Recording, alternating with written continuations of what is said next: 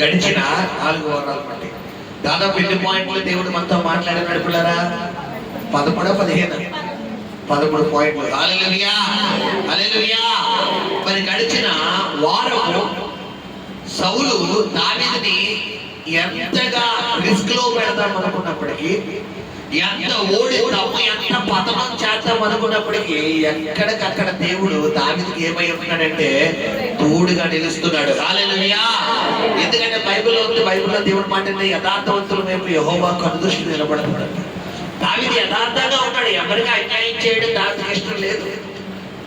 ఎవరి దగ్గరికి ద్రోహం చేసి, ఎవరిని మోసం చేసి, ఎవరినన్నా తీసేసుకున్నా అతను అన్యాయం చేసేసుకుందామన్న ఆలోచన దావీదుకు ఉందంటే లేదు. సౌలుకి ఏముందంటే దావీదుని ఎక్కడ పిల్లరా రాజు చేసేస్తాడు దేవుడు. ప్రజలందరూ దావీదుని ఎక్కడ కనపరిచేస్తారు అనుకుంటారు. ఇక్కడ గమనించిన పిల్లరా, సౌలును ప్రజలు రాజుగా ఎన్నుకున్నారా, దేవుడు రాజుగా ఎన్నుకున్నాడా? చెప్పాలి.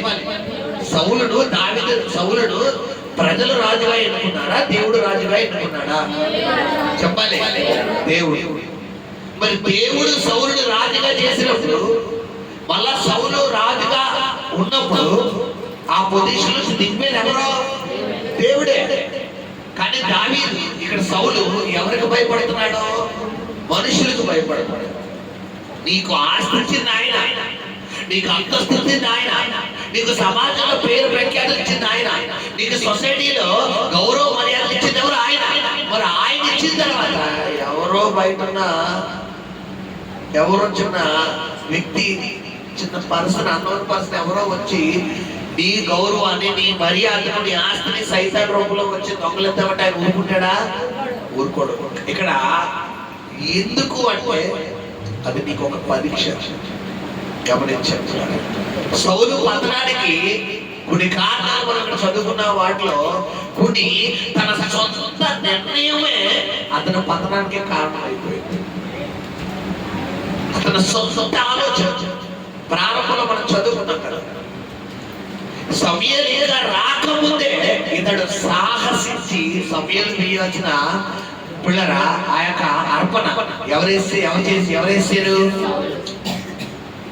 ఇది ఎవరి నిర్ణయం? ఇది సౌలు నిర్ణయం. ప్రజలు యుద్ధంలో విజయాన్ని పొందినప్పుడు ప్రజలకు ఏముండాలి? బలం ఉండాలి. బలం ఉండాలంటే ఏం తినాలి?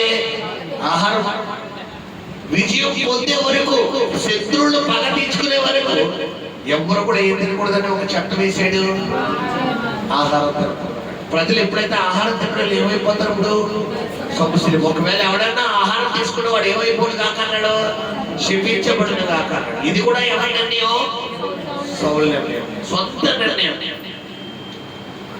గమనించండి. ప్రజలందరూ సౌలు 1000 కొలది, దావీదు 10,000 కొలది అని చెప్పి ప్రజలు దావీదుని కనపరుస్తున్నప్పుడు ఇప్పుడు కూడా సౌలు ఏం చేస్తున్నాడు? విషపు చూపు. ఇది కూడా ఎవరి నిర్ణయం? సౌలే. నన్ను కనపరిచిన దేవుడు ఇప్పుడు ఇతను కనపరుస్తున్న దేవుడికి స్తోత్రం అని అంటే, ఇప్పుడు సౌలు కూడా దేవుడు కొద్ది కాలం ఎలా ఉంచేవాడు? రాజుగా ఉంచేవాడు. అంటే గమనించబడరా, మన జీవితంలో మనం చేస్తున్నటువంటి చూడండి, మన జీవితంలో మనం చేస్తున్నటువంటి తొందరపాటు నిర్ణయాలే మన పతనానికి ఏమైపోతున్నాయి పిల్లరా? క్షణికావేశం. కనీసం ఈ పని చేస్తే, ఇక్కడికి వెళ్తే, ఇలా చేస్తే, ఎవరితో మాట్లాడితే, ఇది చేస్తే దీని వల్ల కలిగే నష్టం ఏమన్నా ఉందా? రేపు పొద్దున దీని వల్ల కలిగే నష్టం నా ఒక్కడితో పోతుందా, నా వెనకాల వాళ్ళు చుట్టుకుంటుందా?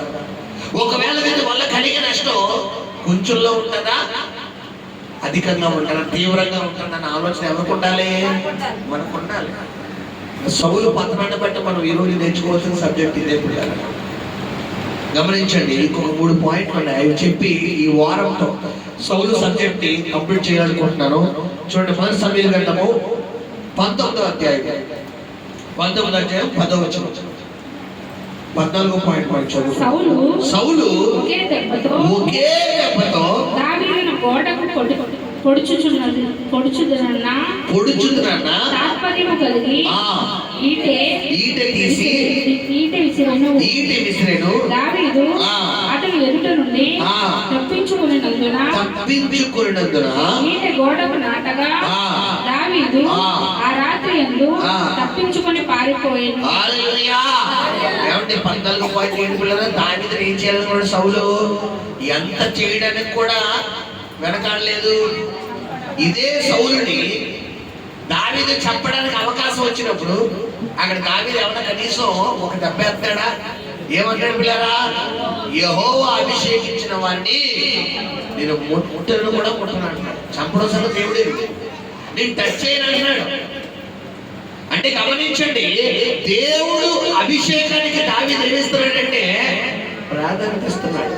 విషయం ఏంటంటే నీ శత్రువులు నీ మీద నీ మీద విజయం పొందుతున్నారంటే ఏంటంటే అవకాశం ఎవరిస్తున్నావు చెప్పాలి. మనం వేసే రాంగ్ స్టెప్సే మనకి ప్లస్ అయిపోతాయి. మన తొందరపాటు నిర్ణయాలే సాతాను మన ఇంట్లో చెలరేయడానికి గల కారణం మనమే. బైబిల్లో ద్వితీయోపదేశకాండం 30:19 నేడు జీవమును మరణమును ఆశీర్వాదమును శాపమును నీ ఎదుట ఉంచున్నాడు. ఈ రోజు నీ ఇంట్లో అనారోగ్యం ఏలుబడి చేస్తుంది, నీ ఇంట్లో అప్పులు ఏలుబడి చేస్తున్నాయి, నీ ఇంట్లో శ్రమలు ఏలుబడి చేస్తున్నాయి అంటే కారణం ఎవరనుకుంటున్నా తెలుసా? అంతమంది సైతాన్ కాదు. కారణం ఎవరనుకుంటున్నారు? మనమే. మన నోట్లో ఏముండాలి? జీవం ఉండాలి. మన నోట్లో ఏముండాలి? ఆశీర్వాదం ఉండాలి. కానీ ఏం పలుకుతాం? మరణం. ఏమన్నా అయిపోతేమో, ఏమన్నా జరిగిపోతేమో, ఏమన్నా వచ్చేస్తానేమో, నాకు ఇంక అప్పు తీరదేమో, నాకు ఇంక రోగం. ఇప్పుడు బైబిల్ ప్రకారము జీవం అన్నారు, నాలుగు వర్షం అంటున్నాడు. కొన్ని నోటితో జీవం పలకాల్సిన నువ్వు మరణం పలుకుతున్నావు, ఆశీర్వాదం పలకాల్సిన నువ్వు శాపం పలకడం వల్ల ఉంటుందా వెళ్ళిపోతుందా? చెప్పాలి. ఉంటుంది. కారణం ఏంటి? మన నోటితో మనం పలుకుతున్నాం. ఇక్కడ దావీదును చంపాలి అన్న ఆలోచన ఎప్పుడైతే తనకు వచ్చిందో గమనించారా, ఇక భయంకరమైన ఆలోచన వచ్చింది. వీటిని తీసుకుని ఒకే ఒక దెబ్బ చచ్చిపోతాడు. అసలు దావీదు చేసిన తప్పేంటి చెప్పండి. దావీదు చేసిన తప్పేంటి? గొలియాతును చంపడమే దావీదు చేసిన తప్ప? పిల్లరా, వారెవ్వరూ చేయలేని పని దావీదు చేయడమే దావీదు చేసిన తప్ప? తన తండ్రి ఇచ్చిన జనపరట్టెలు మన సౌలుకు తీసుకురావడమే దావీదు చేసిన తప్ప? సౌలుని చంపడానికి అవకాశం వచ్చినా కూడా ఆ అవకాశాన్ని వదులుకోవడమే దావీదు చేసిన తప్ప అంటే కాదు. గమనించండి, నీ శత్రువులు నీ మీద ఎన్ని పన్నాగాలు పన్నినా ఫైనల్గా విజయం మాత్రం నిన్నే దేవుడు వరింపజేసేది. హల్లెలూయా, హల్లెలూయా. వాళ్ళు అలా చూస్తానే ఉంటారు. నీ సినిమా అయిపోయింది, స్టోరీ అయిపోయింది అనుకోండి. ఏంటి అయిపోయింది? అసలేదు ఇప్పుడే స్టార్ట్ అయింది. అసలైన స్టోరీ ఇప్పుడే స్టార్ట్ అయింది. చూడు, నా దేవుడు ఫైనల్లో చివరి క్షణంలో కూడా చూడండి. ఒక రోజు ఒక యూట్యూబ్ లో ఒక ఏమంటారు ఒక ఫోటో చూశాను. ఒక చెట్టు ముద్దు నరికేసిన తర్వాత పిల్లరా మరి దాన్ని అలా పక్కన పడేస్తారు. దాంట్లో ఏమొచ్చిందంటే ఒక చిగురు వచ్చింది. అంటే ముద్దు నుండి చిగురు రావాలంటే అసలు ముద్దు ఎక్కడ ఉండాలి? భూమిలో ఉండాలి. వేరు లేకుండా వస్తుందా? ఇప్పుడు ముద్దు నుండి ఏం పుట్టించే దేవుడు? చిగురు పుట్టించే దేవుడు. ఇప్పుడు ఈ రోజు నీ జీవితం ముద్ద అయిపోయిందేమో, ఇక ఎటు ఆస్కారం లేదేమో, అయినప్పటికీ నా దేవుడు చిగురు పుట్టించే దేవుడు. హల్లెలూయా. నీ పరిస్థితి జీరో అయిపోయినా ఆయన పక్కన వచ్చి నిలబడ్డాడనుకో, హీరోగా నీ పరిస్థితి నిలబెట్టగలడు. హల్లెలూయా, హల్లెలూయా. గమనించండి పిల్లరా, సౌలు చేసిన 14వ పొరపాటు ఏంటమ్మా? దావీదుని చంపడానికి సైతం వెనకాడలేదు. చెప్పడానికి కొన్ని సందర్భాల్లో మనం చేసే ఆలోచన కూడా చివరికి ఏ లెవెల్కి వెళ్ళిపోతుందంటే చూడండి, గతంలో నేను తెలియపరిచాను పిల్లరా. యోసేపు ఎప్పుడైతే తండ్రి ప్రేమకు దగ్గర అవుతున్నాడో అన్నలో దృష్టి యోసేపు మీద ఎలా పడిందంటే, పోలే చిన్నోడే కదా, నాన్నకి ఎక్కువ ప్రేమిస్తాడు అన్న అనుకున్నారా? అసలు ఆదికాండం 39 అధ్యాయం ప్రారంభం వచ్చి చదవండి. దావీదు యాకోబు ఏం చేశాడంట యోసేపుకి?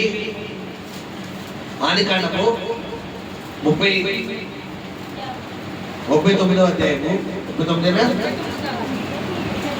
37వ అధ్యాయం.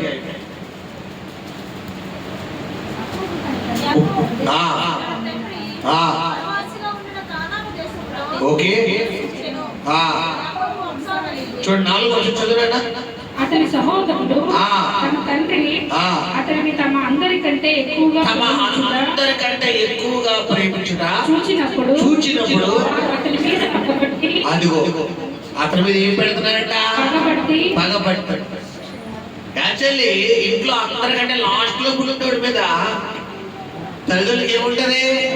ఇంట్లో 2 ఉంటేనే లాస్ట్ రెండో వాడి మీద ప్రేమ ఉంటుంది, 3 ఉంటేనే రెండో వాడి మీద ప్రేమ ఉంటుంది, 3వ వాడి మీద ప్రేమ ఉంటుంది. చిన్నోడు కదా పోలే, వాళ్ళు ఎంత దిగినా చిన్నది కదా పోలే అమ్మ, చిన్నది కదా పోలే, ఆ చెట్టు పిల్ల పోలే. వీళ్ళు పెద్ద మనిషి అయి పెద్దోళ్ళు పెళ్ళిడికి వచ్చినా కూడా ఆ చిన్నదే అంటారు. కారణం ఏంటంటే ప్రేమ కాదు, అది ఏంటి చిన్నపిల్ల అంతే, వాళ్ళ దృష్టికి చిన్నోళ్ళు అంతే. వీళ్ళు ఏమనుకుంటారంటే అంతే నీకు చిన్నదంటేనే ఇష్టం, నీకు చిన్నోడంటేనే ఇష్టం. కాదు కాదు, చిన్నపిల్ల అంటే ఒక తండ్రికి ఒక ఇష్టం ఉంటుంది అంతే. కొంతమందికి పెద్దోళ్ళు అంటే ఇష్టం, ఆడి పెద్దోడు రా, ఆడి పెద్దోడు అంటారు.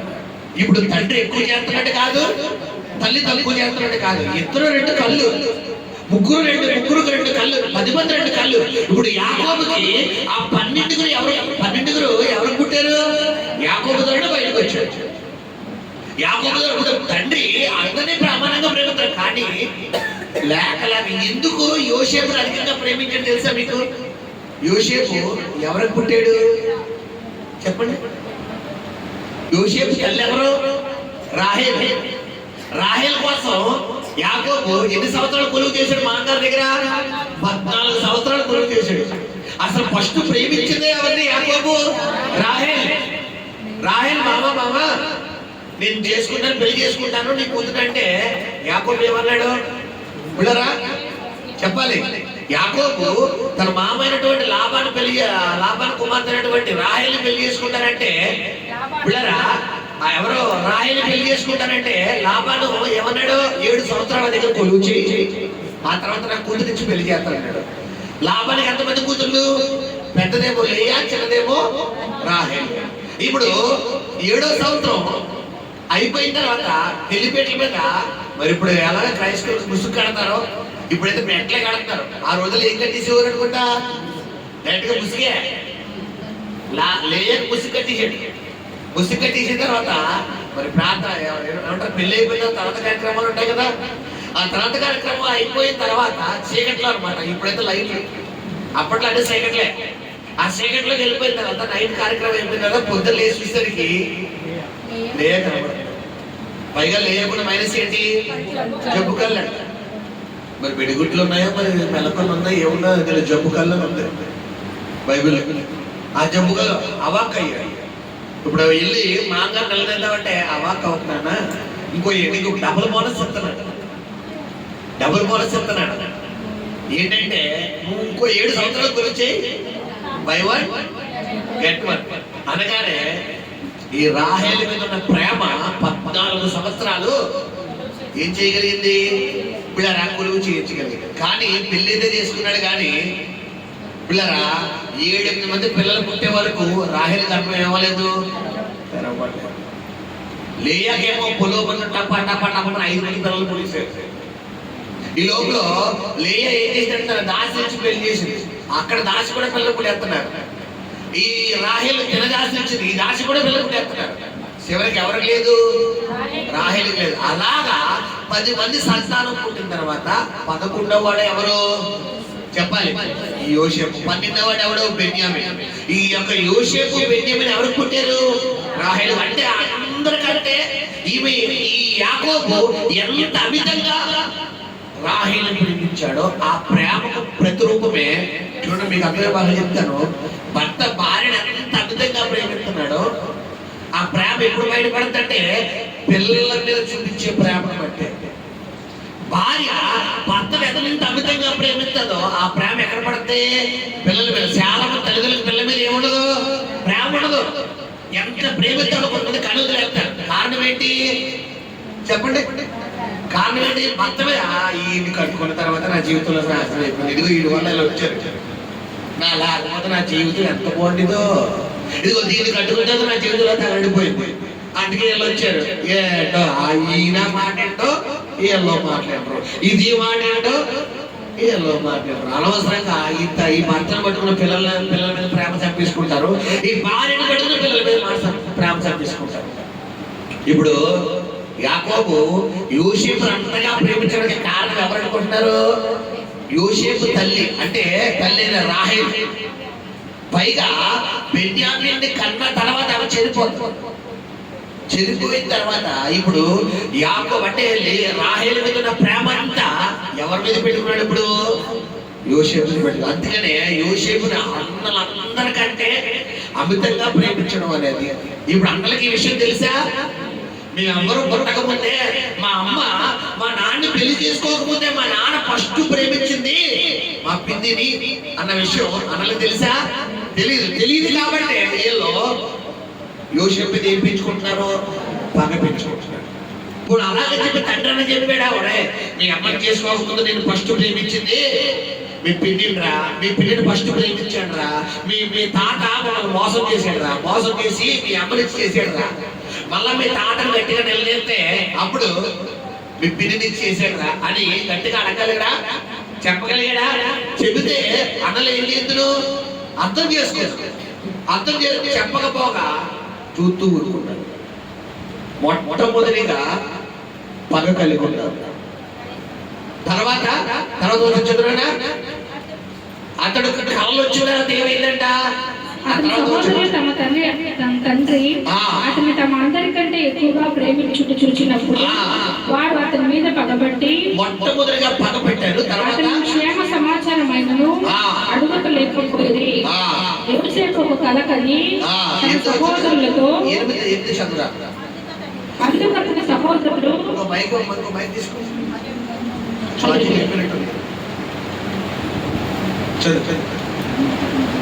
అందుకు అతని సహోదరులు అందుకు అతని సహోదరులు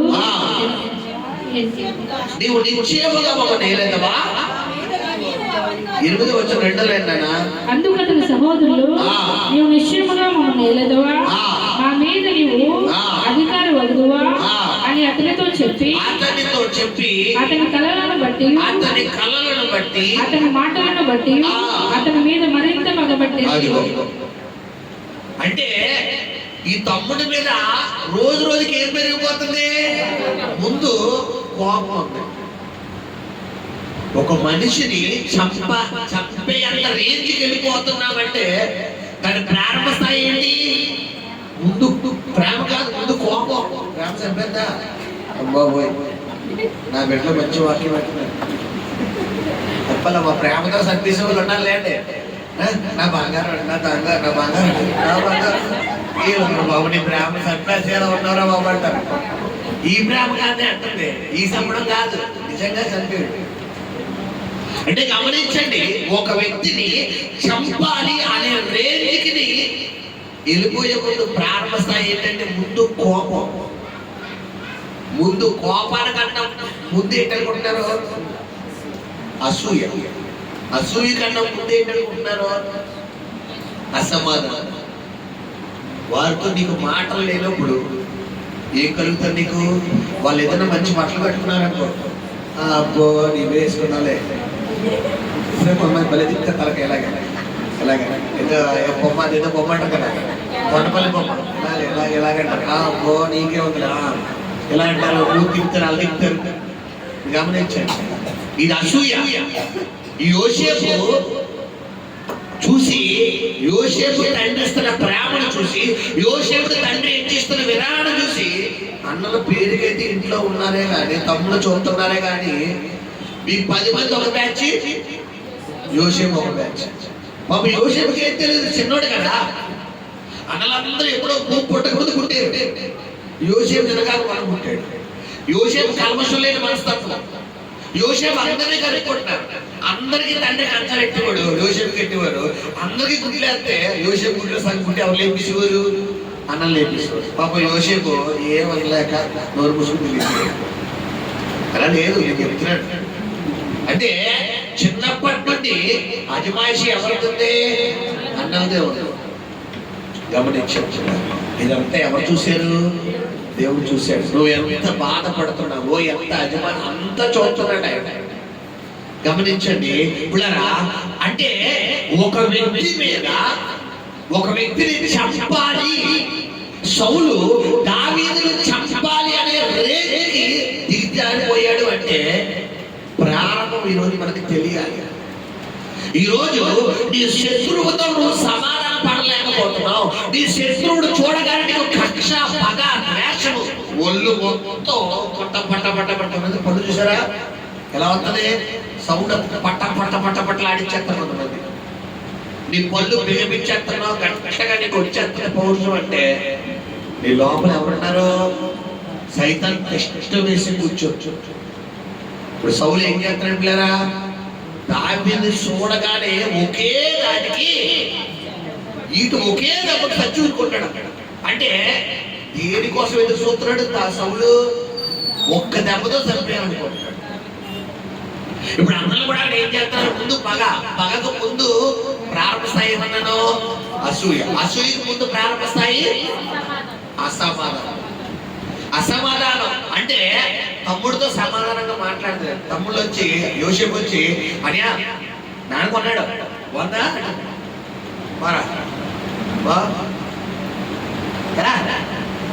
అంటే ఎలా ఉంటుంది సార్? ఆలోచించండి.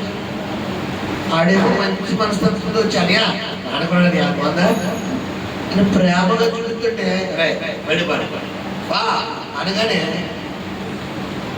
అలా ఆ ఆలోచన ఎలా ఉంటుందో చెప్పండి. ఇంట్లో 10 మంది అనలేట్టుకుని 10 మందితో ఆడుకోవాలి వయసులో వాళ్ళ ద్వేషాన్ని పొందుకుంటున్నారు. ఇదంతా ఎవరు చూశారు? ఎగ్జాక్ట్ గా దాని స్టోరీ కూడా అంతే. కడసారు వాడు తండ్రి. ఇక్కడైతే యోసేపుకి తండ్రి కొద్దో గొప్ప ప్రేమిస్తాడు. దానికైతే అది కూడా లేదు. చివరికి అందరూ వదిలేశారు. నీ కుమారులు అందరినీ పిలిపించారా? అబ్బాయి అంటే 7 మందిని పిలిపించి లైన్ లో పెట్టాడు. కానీ దావీదు లైన్ లో పెట్టాడా? అంటే కొన్ని సందర్భాల్లో మనం ప్రేమించిన వారి సైతం మనల్ని వదిలేసినా కానీ మన దేవుడు మనల్ని వదలడం. మన కన్న తల్లిదండ్రులు మనల్ని వదిలేసినా, మన భర్త, మన భార్య, మన బిడ్డలు అందరూ వదిలేసినా నిన్ను పిలిచిన దేవుడు ఆయన నిన్ను విడిచిపెట్టాడు. హల్లెలూయా. ఎవరు విడవని, ఎవరు వదిలేని, ఎవరు విడిచిపెట్టి నీకు తోడుగా ఉండే దేవుడు నీకు తోడే ఉన్నాడు. హల్లెలూయా, హల్లెలూయా. ఎప్పుడైతే ఆ కోపం కలుగున్నారో ఆ కోపం కాస్త పగగా మారిపోయింది. పగ కాస్త మరింత పగగా మారిపోయింది. ఈ మరింత పగ ఎక్కడి నుంచి ఎక్కడ తీసుకెళ్ళిపోయింది పిల్లరా? తర్వాత అతడు ఇంకొక కలకని తన సహోదరులకు తెలియచేసి, ఇదిగో నేను మరి ఒక కలకంటిని, అందులో సూర్య చంద్రులను 11 నక్షత్రములను నాకు సాష్టాంగ పడిందని చెప్పాను. అతడు తన తండ్రితోనూ తన సహోదరులతోనూ అది తెలియజెప్పినప్పుడు అతని తండ్రి అతనితో, నీవు కనిన ఈ కల అతని సహోదరులు అతని ఎందుకు అసూయపడి ముందు పగపడుతున్నారు, తర్వాత మరింత పగపడుతున్నారు. ఈ సై కలుగుతారట అసూయ. ఈడికే నానంటాడు, ఈడికే అన్ని ఈడికే చేస్తాడు. కనీసం ఇంకో ఈడు ఉండడం వల్లే మాకేమీ రావట్లేదు, మాకు రావాల్సిన ఈడే కూడా. ఈ స్వభావం ఏ మనుషులైతే ఉంటారో నువ్వు వాళ్ళతో ఎంత సమాధాన పడతావన్నా నీ మనసుకు సమాధానం పడినదా? చెప్పాలి, సమాధానం పడినవద్దు. మెయిన్ ఇది కామన్ గా ఇంట్లో పిల్లల్లో ఉంటుంది స్వభావం. పెద్దవాళ్ళలో ఎక్కడో ఉంటుందో ఉండదో కానీ పిల్లల్లో ఎక్కువ ఉంటుంది. తల్లిదండ్రులు చూపించే ప్రేమ ఆ ఆప్యాయతల్లో కొంతమందికి పిల్లల్లో కొడుకు అంటే ఇష్టం, కొంతమందికి కూతురు అంటే ఇష్టం, కొంతమందికి పెద్దోడు అంటే ఇష్టం, కొంతమందికి పెద్ద కూతురు అంటే ఇష్టం, కొంతమందికి చిన్నోడు అంటే ఇష్టం, చిన్న కూతురు చిన్న కొడుకు అంటే ఇష్టం. అయితే ఈ పిల్లలు ఈ తల్లిదండ్రులు చూపించే ప్రేమను వీళ్ళు ఎలా తెలియపరుస్తారంటే, ఇదిగో నువ్వంటే నాన్నకి ఇష్టం లేదు నేనే ఇష్టం, నువ్వంటే అమ్మకి ఇష్టం లేదు నేనే ఇష్టం. తెలుసా, నేనంటే నాన్నకి ఎంత ఇష్టం, నేనేమడిగినా నాన్న తెస్తాడు, నేనేమడిగినా అమ్మ తెస్తాడు అనగానే వీళ్ళేమో ఉండదు ఇంట్లో ఇల్లు ముట్లేదు ఉంటారు, ఏదో మీకు ఉంటారు. వీళ్ళ తల్లిదండ్రులేమో వీళ్ళ మంచి స్వభావంతో ప్రేమితే పిల్లలు వీళ్ళకి తెలియకుండానే ఏం చేసుకుంటారు, వీళ్ళ మనసులో ద్వేషాలు కక్షలు మీరు తీసుకుంటారు. ఇప్పుడు ఎలా ఉంటదంటే పిల్లరా, ఈ పెద్దోడికి ఈ నాన్న ఏదైనా చేసేడు అనుకోండి, ఈ చిన్నోడికి అవసరం లేకపోయినా అన్నయ్య కొన్నావు కాబట్టి నాకు కొనాలి. ఇంతకీ నీకు అవసరం ఉండదు. ఏ పర్పస్ అడుగుతారు? ఆడు కొన్నావు కాబట్టి నాకు కొనాలి, అదిగో అక్క కొన్నావు కాబట్టి నాకు కొనాలి, అదిగో చెల్లి కొన్నావు కాబట్టి నాకు, అదిగో నాకు ఎందుకు కొనాలి? పోలే చిన్నపిల్ల కదా అని తండ్రి కొంటాడు, పోలే చిన్నోడు కదా అని తల్లి కొంటాడు, పోలే పెద్దోడు కదా అని తండ్రి కొంటాడు, పోలే చిన్నోడు కదా అని తండ్రి కొంటాడు. ఇప్పుడు ఆ తక్కువలో వాళ్ళు ఉంటే, ఇప్పుడు ఒకడు కొండమే కలగడం ఇలా కష్టం అనుకుంటే, ఆ ఒకటి ఇంటికి చేస్తే ఎక్కడెద్దరు కొట్టుకుంటారంటే మొత్తానికి అసలు ఉండదు, అవసరం ఉండదు. ఇప్పుడు నువ్వు అడగడం వల్ల ఒకడు కూడా రావడం. అదే అడ్రస్ అంటే అండర్స్టాండింగ్ చేసుకుంటే ఆ ఒకటైనా ఒకరికి వస్తుంది. ఒకరోజు నువ్వు వాడుకుంటే ఒకరోజు తమ్ముడు వాడుకుంటాడు, ఒకరోజు అక్క వాడుకుంటే ఇలా అంటే సర్దుబాటు అనేది ఎంతైనా సాధించగలరు. కానీ అన్నలు ఏం చేస్తున్నారు? అసూయ పడిపోతున్నారు. ఎందుకు వచ్చింది అసూయ? చెప్పాలి. అసూయ ఎందుకు వచ్చింది? వీరిలో పగ ఉంది. ఈరోజు నీ తోటి సహోదరుని నువ్వు ప్రేమించలేకపోతున్నావంటే వారిని చూడగానే నువ్వు పళ్ళు పట్టా కొరికెళ్తున్నావు. వారిని చూడగానే నీ ఒంటి మీద పావులు తెల్లు పాకుతున్నట్టు అనిపిస్తుంది, నీకు బుర్ర ఇంకెక్కిపోతుందంటే కారణం ఏంటి? వారి మీద మనకి ఏముంది? పగ. ఇప్పుడు సౌలు దావీదును చూడగానే చంపేస్తున్నాడు, చంపేయాలి, ఎలాగైనా చంపేయాలి అనుకుంటాడు. గమనించాడు. నువ్వు ఎదుటి వ్యక్తిని చంపాలి, లేకుండా చెయ్యాలనే ఆలోచన నీలో కలుగుతుంది అంటే నీలో దేవుడు ఆత్మ లేదు. ఏ ఆత్మ ఉంది? చెప్పాలి. దురాత్మ ఉంది. గమనించట్లేదు. 13వ పాయింట్ 14వ పాయింట్ చదువుకుంటాం. 14 15 చదువు. 19వ అధ్యాయము చదివారు కదా. నెక్స్ట్ 20వ అధ్యాయము 30వ వచనం చూడండి. 15వ పాయింట్ చదవండి. సౌలు యోనాతాను మీద బహుగా కోపపడి ఆ గడకొట్టు దాన్ని, కొడుకా నీకును నీ తల్లి మానవునకును సిగ్గు కలుగునట్లుగా నీవు యెషయి కుమారుణ్ణి స్వీకరించిన సంగతి నాకు తెలిసినది కదా. హల్లెలూయా. ఇక్కడ జరిగిన విషయం ఏంటంటే, సౌలు దావీదును చంపాలి అనే ప్రయత్నం ఎవరికి తెలిసిందంటే యోనాతానుకు తెలిసింది. కాబట్టి యోనాతాను ఎవరిని రక్షించాడు? అక్కడ దావీదును రక్షించాడు. ఎప్పుడైతే దావీదును రక్షించాడో, నువ్వు సొంత కొడుకై నాకు సపోర్ట్ చేయకుండా ఆ దావీదుకు సపోర్ట్ చేస్తామని బూతులు సంస్కృతంలో రాశారు. అక్కడ ఆ పదం ఇంటికి వెళ్ళాక మీరు గుర్తు పెట్టుకోండి.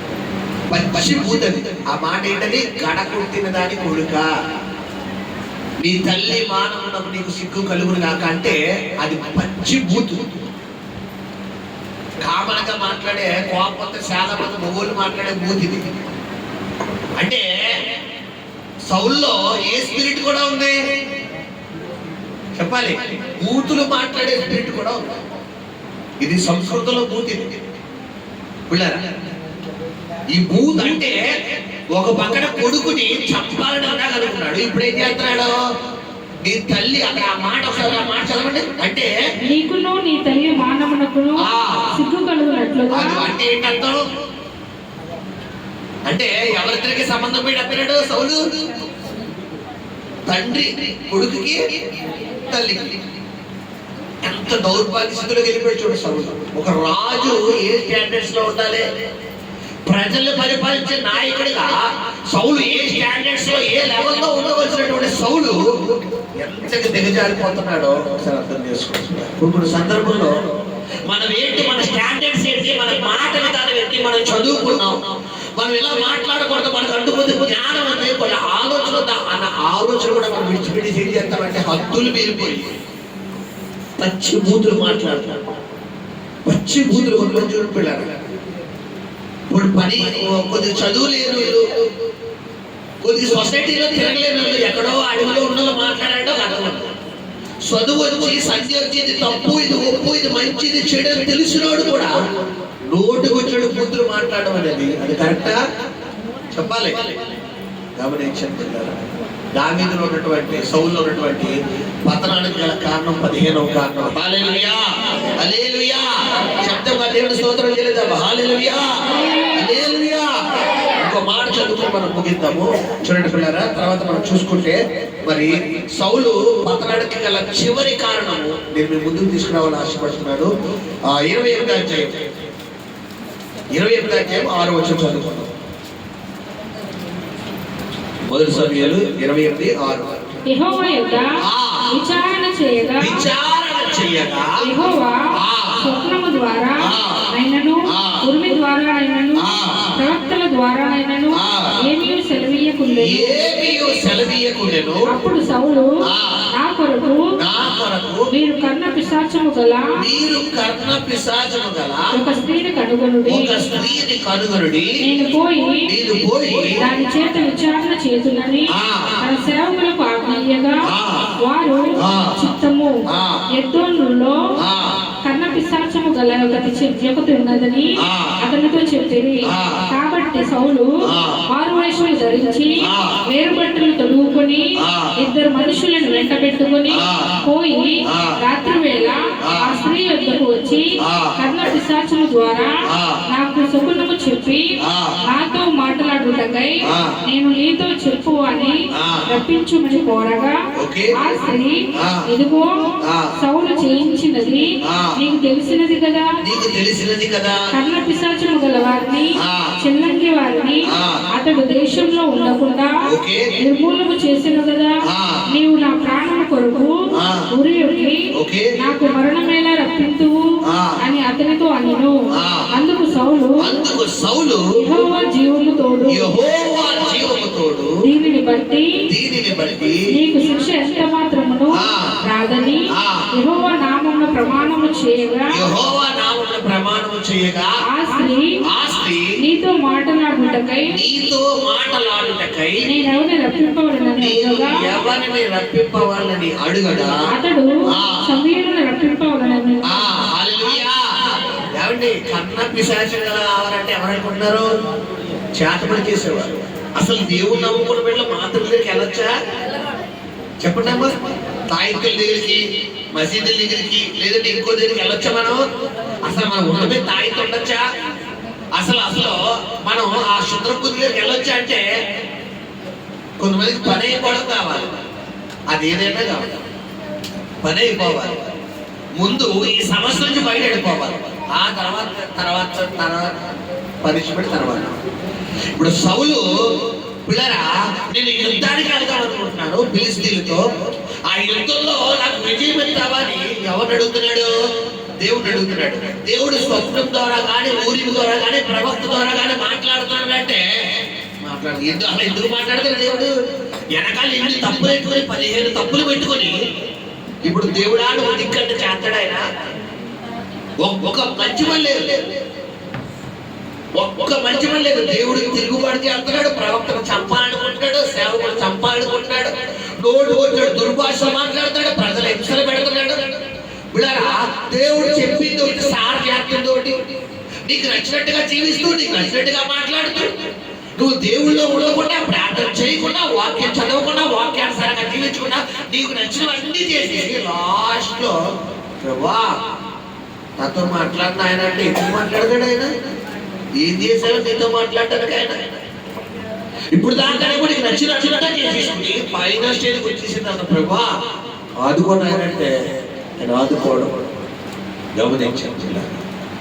సౌలు పతనానికి చివరి కారణం, 15వ కారణం ఏంటమ్మా? కర్ణ పిశాచులు గలవారు దగ్గరికి. విషయం ఏంటంటే ఈ కర్ణ పిశాచం గలవారిని వెళ్ళగొట్టింది ఎవరు చెప్పాలి? సౌలే వెళ్ళగొట్టాడు. ఆ ఊర్లో ఉండకుండా. అందుకనే ఆ స్త్రీ ఏమంటుంది? నువ్వు ఎవరయ్యా నా దగ్గరికి వచ్చావు? నువ్వు నా దగ్గరికి వచ్చావన్న వార్త కనుక సౌలుకు తెలిస్తే సౌలు చంపేస్తున్నాడు. ఇంతగా వచ్చింది ఎవరు? ఆ సౌలే. చిన్న మాట చెప్తా మీకే చిన్నగా. కుక్క అంట వార్త తీసుకుని అదే తింటారు, తెలుసా మీకు? ఇప్పుడు సౌలు ఏం చేస్తున్నాడు? ఎవరిని వెళ్ళగొట్టాడో అంటే గమనించండి. ఇక పని అయిపోవడం కావాలనుకుంటున్నాడు, కానీ ఇది దేవుడి చిత్తమా కాదా? అసలు కొంతమంది అలా బుర్ర పనిచేయలేదు. ఏదో వెళ్ళిపోవాలంటే, చేసేయాలంటే, విడిచిపెట్టిన దాని మీద మళ్ళీ ఏం చేయకూడదమ్మా? మనం తొంగి చూడకూడదు. గమనించండి ఇట్లా సౌలు పతనానికి గల చివరి కారణం ఎప్పుడైతే ఇతను అంటున్నాడంట, ఎవరిని రప్పించమంటో చెప్పంటే సమూయేలుని ఆత్మను. మీకు ఒక డౌట్ రావాలి, సమూయేలు ఒక ప్రవక్త కదా, దేవుడి సేవకుడు కదా, మరి ఇక్కడ చేతపడి చేసిన వ్యక్తి కదా, మరి ఈ ఆత్మను రప్పించమంటే అసలు దేవుడి ఆత్మ, దేవుడి సేవకుడు ఆత్మ మరి ఎందుకు ఈ సైతాన్ శక్తికి లోబడింది అన్న ఆలోచన వచ్చిందా? ఎందుకు లోబడిందో అక్కడ మీకు చిన్న డెఫినేషన్ చదువుకున్నాడు, ముగిద్దాం. చదువురాడా? ఆ స్త్రీ సమూయేలును చూచినప్పుడు బిగ్గరగా కేక వేసి నీవు సౌలువే, నీవు నన్ను ఎందుకు మోసపుచ్చితివని సౌలుతో చెప్పగా, రాజు నీవు భయపడవద్దు, నీకు ఏమి కనబడినది ఆమె అడుగగా, ఆమె దేవతలలో ఒకడు భూమిలో నుండి పైకి వచ్చుట నేను చూచుచున్నాను. నేను అందుకతడు ఏ రూపముగా ఉన్నాడని దాన్ని అడిగినందుకు, అది దుప్పటి కప్పుకొనిన ముసలివాడొకడు పైకి వచ్చుచున్నాడనగా, సౌలు అతడు సమూయేలు అని తెలుసుకుని సాగిలపడి నమస్కారం చేసెను. ఇప్పుడు ఈ కర్ణపిశాచం గల ఆత్మ, ఈ వ్యక్తి ఒక ఆత్మ నడిపించిన ఆత్మ ఎవరిది? సమూయేలు. వెంటనే భయపడిపోయిందంట. ఎందుకు భయపడుతున్నావు అంటే, నువ్వు సౌలువే అనగానే నువ్వు ఎందుకు భయపడకూడదు, నీకేం కనబడిందంటే, నాకు ఒక దేవదూత అంటే ఇప్పుడు సమూయేలు బతికున్నంత కాలం దేవుడి సన్నిధిలో యథార్థంగా బతకడం వల్ల ఇతడు ఆత్మ దేవుడు ఒక మహిమతో కప్పిస్తాడు. ఆ వెలుగుతో అతను భూమిలోంచి అంటే పరదేశం నుంచి బయటకు వచ్చాడు.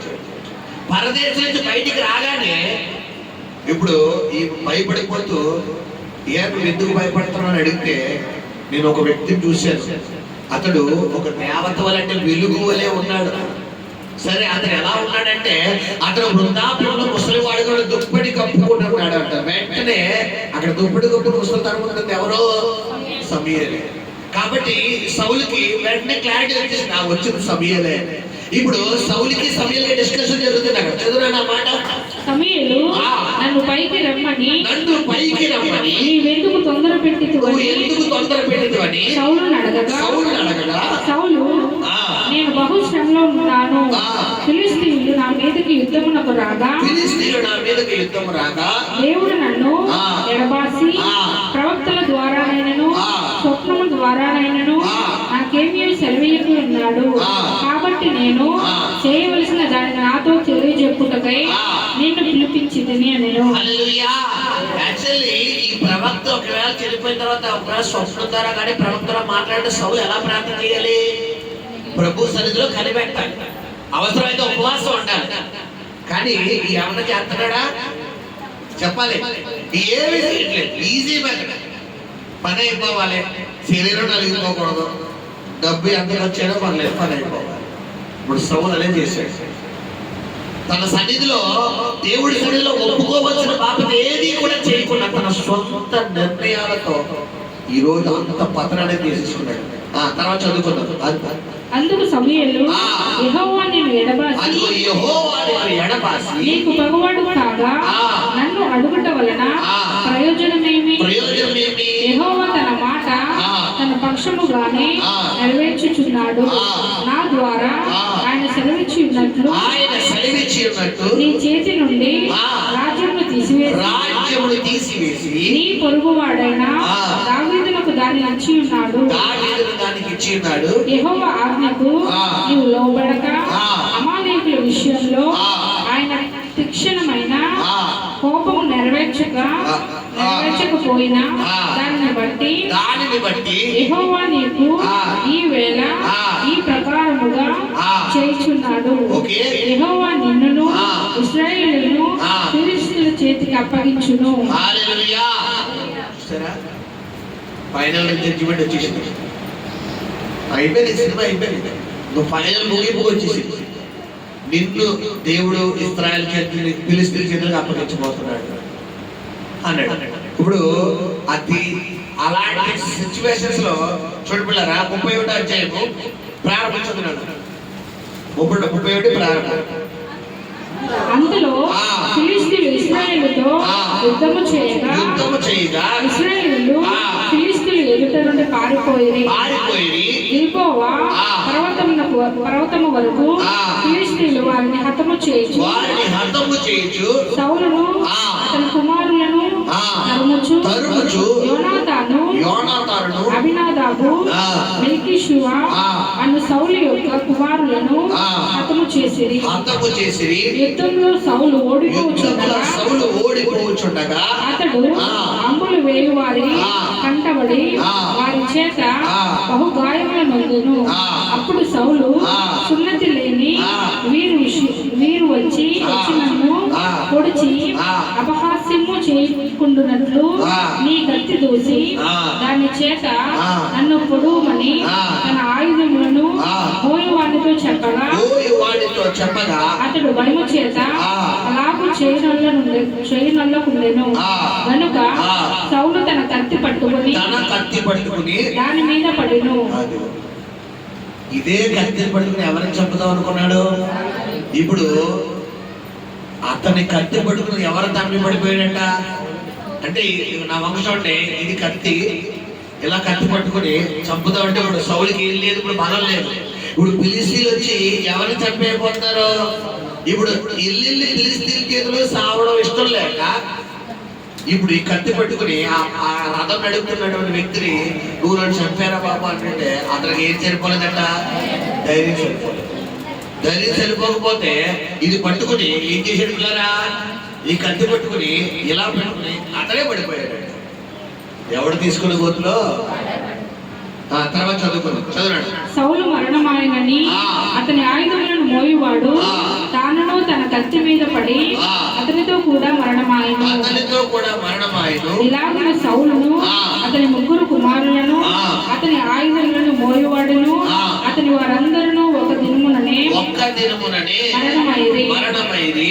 లోయ అవతలనున్న ఇశ్రాయేలును యోర్దాను అవతలనున్న వారును ఇశ్రాయేలు పారిపోవుటయు సౌలును అతని కుమారులను చచ్చియుండుటయు చూచి తమ నివాస గ్రహములు విడిచిపెట్టి పారిపోయి ఫిలిష్తీయులు వచ్చి వాటిలో కాపురం ఉండేది.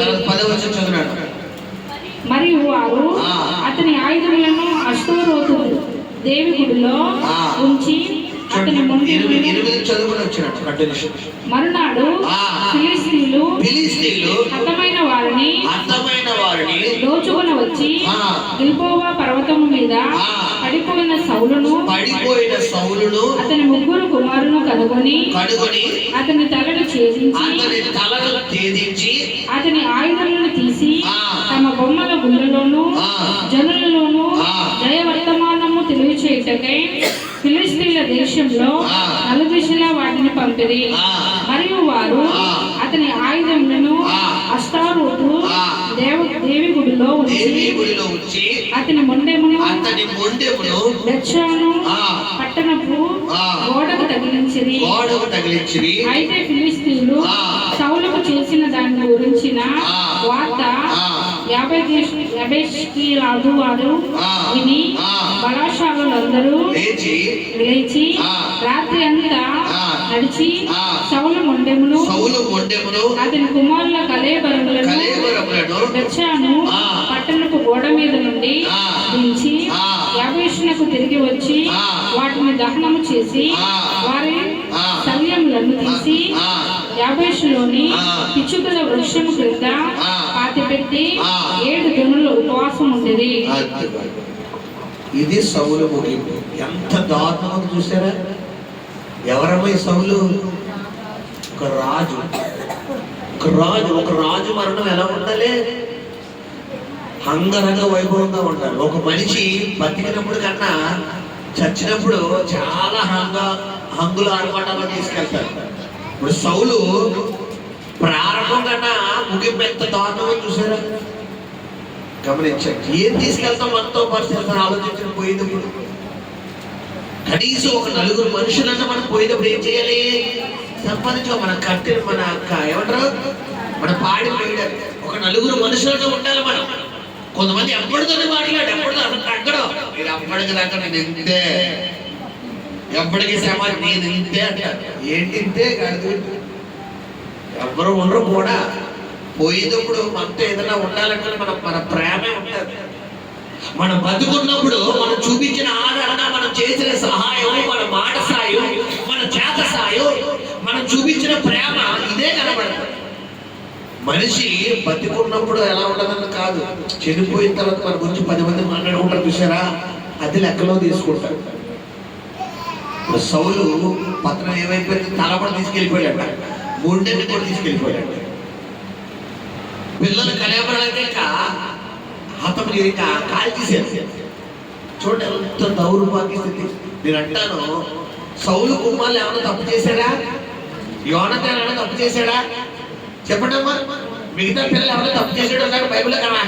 ఎవరన్నా దావీదుని చంపడే ప్రయత్నం చేసినట్టు ఉందా? ఇప్పుడు యోనతాను చనిపోవడానికి, సౌలు మిగతా కుమారులు అందరూ చనిపోవడానికి వేరే కారణం ఎవరు అక్కడ? ఈరోజు మన బిడ్డల మీదకి దేవుడు ఉగ్రత రాకూడదు అంటే తల్లిదండ్రులుగా మనం ఎలా ఉండాలి చెప్పాలి.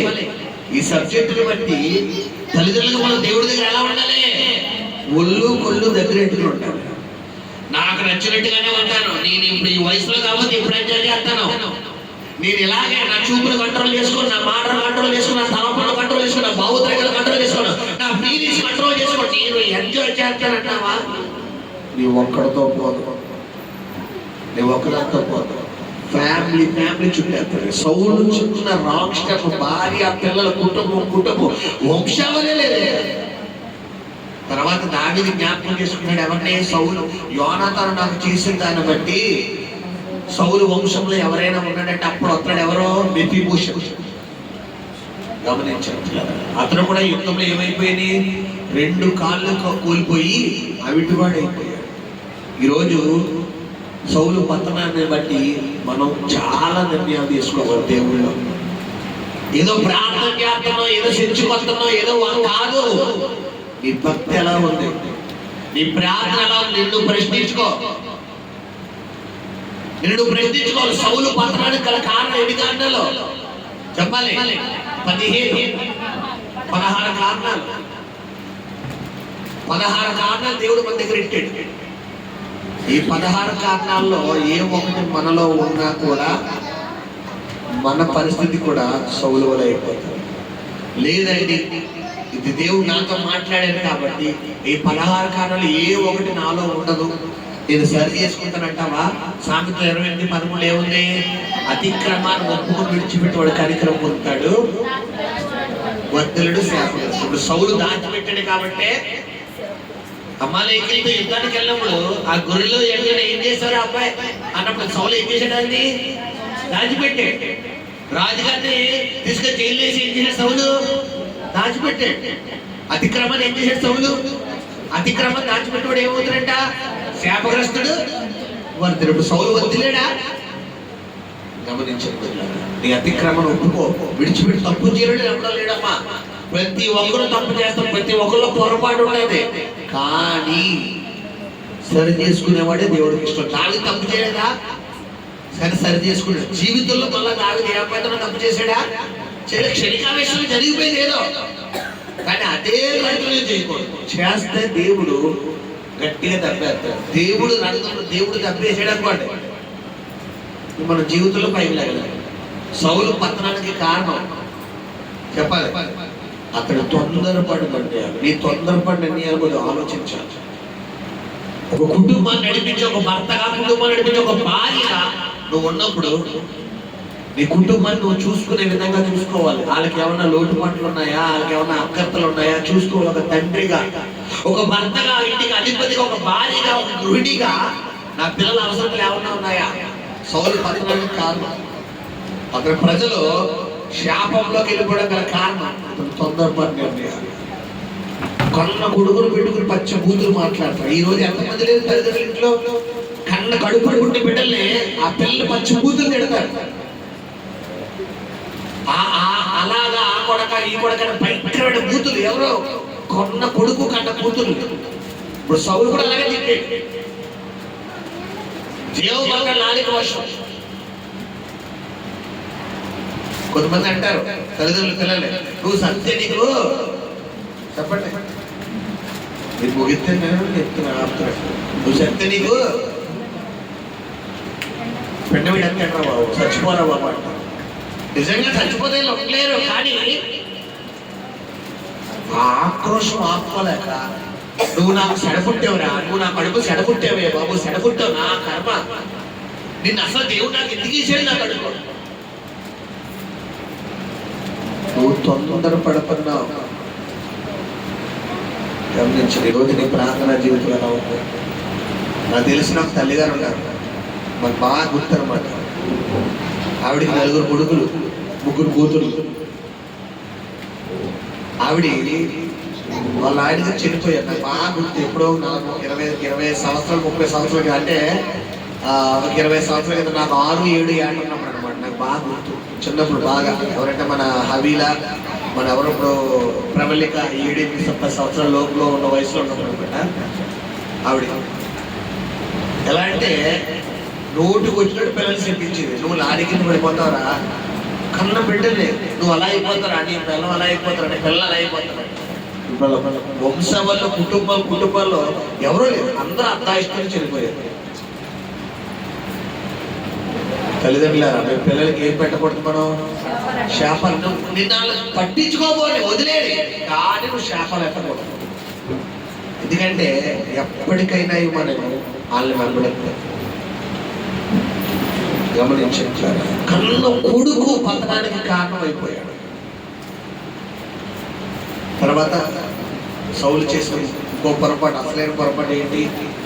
దావీదు, సొంత దావీదు, గొలియాతు మీద విజయం తీసుకొచ్చిన దావీదు మీద యేషూబు కలిగి ఉన్నాడట.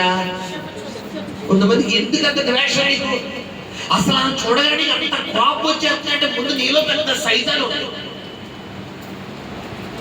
నీలా సైతాన్ ఏమైపోవాలి చెప్పాలి. నువ్వు అడగాలి దేవుడు, ప్రభా వాళ్ళు చూడగానే, నాకు కొంతమంది చూడండి పిల్లరా, ఇలా చూడగానే ఇలా తిప్పేస్తారు. వాళ్ళు ఇంకేళ్ళ మొహం చూడకపోతే, కళ్ళల్లో కళ్ళు పెట్టకపోతే ఇలా లోపల ఏమొచ్చేస్తాయంటే పాములు, జల్లు పాకేస్తాను. ఇంకా ఆ చూడండి, అప్పుడు దాకా నవ్వుతూ ఉన్న వాళ్ళు కూడా ఇలా ఫేస్ చూడగానే, ఈ స్వభావం నీలో ఉందంటే యోసేపుని చూడగానే అన్నలకి ఏం కలుగుతుంది?